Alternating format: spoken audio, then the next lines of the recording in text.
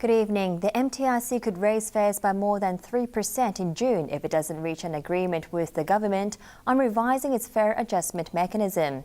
But Transport Minister Anthony Chung said talks are still underway to persuade the MTRC to take public affordability and profits into account when raising fares. ATV's Arthur Urquiola reports. The MTRC has long been criticized for raising fares despite raking in huge profits.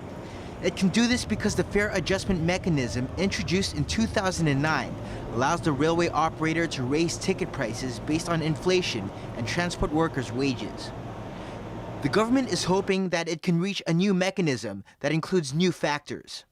We would like to see a revised fare adjustment mechanism that can address the three additional factors, namely service performance, the profitability of the corporation, as well as the affordability of the public.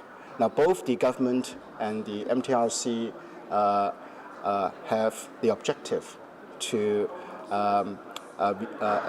work out a revised fare adjustment mechanism that can fully address those three factors.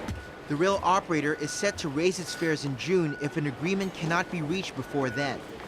Its net profit last year was $13.5 billion, 13% lower than the previous year, raising the possibility of a 3.2% fare increase. The minister in charge says it's not a done deal yet. At the moment, the discussion between the two sides is still underway, and we are working towards an agreement, hopefully very soon in the future. And once the agreement is reached, then of course the revised fare adjustment mechanism will apply. And any adjustment that might be warranted under the revised mechanism will take effect from June this year. The MTRC raised fares by 5.4% last year. It wants the concessions and promotions it rolls out treated as expenses during the review. Arthur Urquiola, ATV News. Tycoon Li Ka-shing is urging the public to give more time for Chief Executive Leung Chun-ying's policies to work before criticizing him. He also warned people against buying property for investment or speculation because the market is too volatile. As he faced the media to announce his company's financial results this afternoon, Asia's richest man was bombarded with questions on the measures rolled out by the government recently to cool the property sector. Li Ka-shing did not give a direct answer, but said it is good to keep property prices stable. The Cheung Kong chairman said it's not healthy that an increasing number of people cannot afford to buy homes. But he believes property prices will remain stable as the financial operations of most developers are strong. However, the tycoon advised people to buy homes only to live in and not to make money through speculation. When asked whether the limit on milk powder taken out of Hong Kong violates free market principles, Li urged the public to give the government's policies time to work. We should wait and see and be fair and not pass critical comments easily, he said. His son Victor also said people should not politicize everything and insisted that it's business as usual for Cheung Kong. Li was also asked to comment on remarks by NPC Law Committee Chairman Chow Xiao Yang that chief executive candidates must love the city and not antagonize Beijing. He replied that the SAR leader must love Hong Kong and China, speak the truth, deliver on his promises, and come up with initiatives to make the city a better place. Li's statements came as his Hutchison Whampoa empire reported a 53% fall in net profits last year to $26.1 billion from $56 billion in 2011. His property firm Cheung Kong posted its first annual decline since 2008, with net profit falling 30% to $32.2 billion, down from $46 billion. Chief Executive Leung Chun-ying has denied seeking approval from Beijing before announcing measures to curb property speculation. He also gave an assurance that his government will look for ways within the existing legal system to deal with the right of abode issue. ATV's Belinda Lloyd reports. Speaking before his weekly cabinet meeting this morning, Chief Executive Leung Chun-ying welcomed the decision by the city's top court yesterday to deny foreign domestic workers the right to apply for permanent residency. He said the judgment had clarified important legal questions on the right of abode. The Court of Final Appeal ruling marked the end of an acrimonious legal fight over the immigration rights of migrant workers. It closed the door on more than 300,000 helpers and their families who had been hoping to be treated equally with other foreigners who became citizens after staying here for 7 years. Human rights advocates warned that the ruling has cemented lasting divisions in Hong Kong and entrenches foreign domestic helpers' status as second-class citizens. While Leung's government should no longer face any more legal challenges from foreign domestic helpers, one question remains unresolved, and that is whether children born in Hong Kong to mainland parents should continue to be entitled to the right of abode. The Court of Final Appeal yesterday rejected the government's request to seek a binding legal interpretation from the National People's Congress to resolve the issue once and for all. Justice Secretary Rim Ski-yin hinted that this would not preclude asking Beijing to settle this question should circumstances arise in future. The chief executive stopped short of saying whether this would be a possibility, but stressed his government will try to solve the remaining right of abode issue within the local legal system. Leung also sought to set the record straight on revelations made recently by DAB Chairman Tam Yu-chung that the chief executive had called the State Council's Hong Kong and Macau Affairs Office Director Wang Guangya hours before announcing a 15% stamp duty on non-local home buyers. Some academics and pan-democrats were quick to question the central government's involvement in internal affairs like the stamp duty, which are supposed to be handled solely by the SAR government. This has added fuel to the perception that Hong Kong has little autonomy under Leung's leadership. But the chief executive today insisted he made the call not to seek Beijing's permission or blessing, but rather to keep mainland officials informed about policy developments. On a radio show this morning, Liberal Party Honorary Chairman James Tian also played down concerns about Leung's phone call, insisting that it would not be out of the ordinary for Hong Kong officials to brief Beijing about policy developments. James Tian has also warned of a constitutional crisis if no consensus is reached on how the next chief executive will be elected in 2017. Here's Belinda Lloyd. The controversy over how Hong Kong will choose its leader in 2017 is turning into a major headache for Chief Executive Leung Chun-ying before he even starts consulting the public.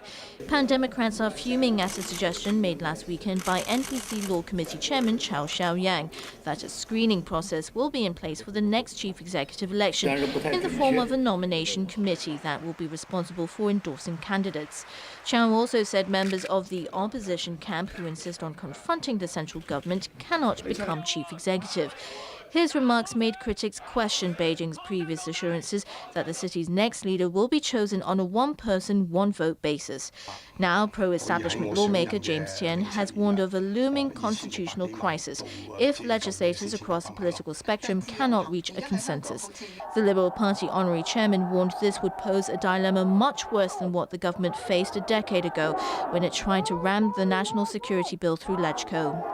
Unlike Article 23, 10 years ago, in 2003, government's bill only needs a simple majority. At that time, we did play a major role. When we decided not to support, I resigned from the Executive Council, and government have to withdraw the Article 23 bill. But this time, it's on the election method. It is not by simple majority. It needs the passage of 2/3 of the legislators. And together, including Liberal Party, we will not have the figure. Tian called on the government to lobby for support from pan-democrat lawmakers if it wants to secure enough votes for its political blueprint, which it has yet to announce. Our bottom line would be that if we could not get the election method that Hong Kong, or rather the pan-democrats, prefer, we certainly would not like to see that we do not take any step forward, which means we have to go all the way back to using the 2012 election method. One step forward is still better than not taking a step forward. So we will still want to see a chance of universal suffrage. Although not everyone will become a candidate, that at least the 3.3 registered voters will have a chance to choose among several candidates. DAB Chairman Tam Yu-chung defended Chow's remarks this afternoon. He insisted that the idea of having a leader who loves Hong Kong and gets along with Beijing goes hand in hand, as the Basic Law stipulates the chief executive has to be appointed by the Central People's Government. Health Minister Ko Ing-man says the government will continue to enforce a zero quota on mainland mothers giving birth in Hong Kong. This comes as the number of those gate-crashing public hospitals has gone up again. ATV's Emily Sue reports. The problem of mainland mothers giving birth here to secure right of abode for their children is not going away yet. In fact, over the past 2 months, the number of pregnant women gate-crashing emergency rooms in public hospitals has gone up to 56. In December, there were only 19 such cases. So Health Minister Ko Ing-man wants to carry on with the crackdown on gate crashers. Ko insisted today the government will maintain the zero quota on mainland mothers delivering their babies here. Yesterday, the Court of Final Appeal rejected the government's request to refer the right of abode issue to Beijing. The ruling has raised fears that pregnant mainland women may try to sneak across the border again in droves to give birth here. While Ko tried to give an assurance that this won't happen again, some private hospitals are raising fees to make up for the loss of earnings from mainland women seeking maternity services. Following in the footsteps of Union Hospital, Baptist Hospital will increase fees by 5 to 6% in the middle of the year. The Kowloon Tong Hospital says it has been making losses since January when the zero quota policy took effect. The hospital will be reducing the number of maternity beds from 150 to 70. Turning to another divisive issue, Ko Ing-man said he will meet lawmakers on Thursday to improve guidelines for frontline border staff, stopping people from taking out more than 2 tins or 1.8 kilos of baby milk powder. On that particular meeting, we hoped to be able to table an amendment to the definition of formula milk powder so that it would be more clear. This is aimed to help our frontline law enforcement officers, to help them in more easily identifying the products that would be under the restriction. Last week, Ko apologized after 12 people, most of them mainlanders, were wrongfully charged with breaking the limit on baby formula when they were in fact carrying rice powder and cereal for infants. Ko said since the restrictions took effect this month, the shortage of milk powder in Hong Kong has eased. But he stressed this doesn't mean the government will lift the curbs anytime soon, because there's a risk that parallel trading activities may peak again. He reiterated that he is not under any political pressure and that he will only consider lifting the restrictions if manufacturers and retailers can guarantee a sufficient supply of milk powder to local parents. Emily Sue, ATV News.